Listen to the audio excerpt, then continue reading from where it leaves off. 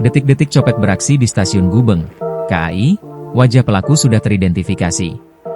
Sebuah video copet viral di media sosial memperlihatkan aksi seorang pria yang diduga mencopet handphone penumpang di Stasiun Surabaya Gubeng, Jawa Timur. Aksi copet di stasiun tersebut terekam jelas dan ramai diperbincangkan warganet.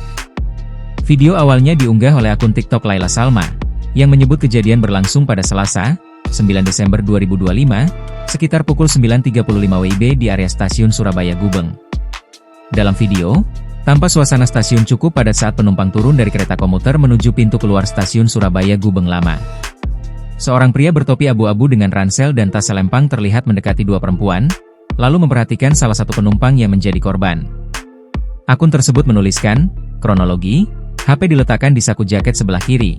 Sebelumnya tangan memegang HP yang ada di saku, tetapi si pencuri berhasil mencari lengannya korban.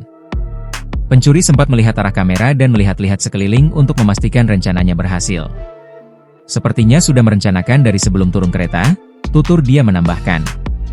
Menanggapi video copet di Stasiun Gubeng tersebut, pihak KAI membenarkan adanya dugaan tindak kriminal pada hari yang sama.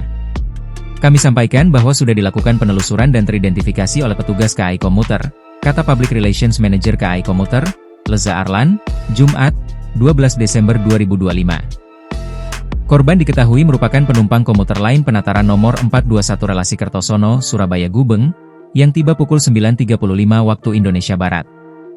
Ia melaporkan kehilangan telepon genggamnya setelah turun dari kereta. Setelah mendapat laporan dari korban, petugas berinisiatif melakukan penelusuran bersama korban.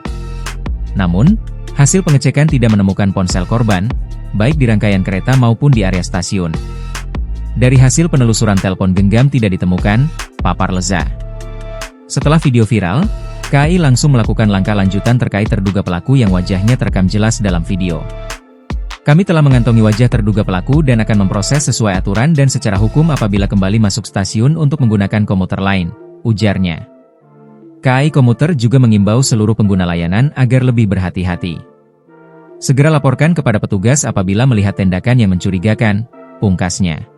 Download Tribun X sekarang, menghadirkan lokal menjadi Indonesia.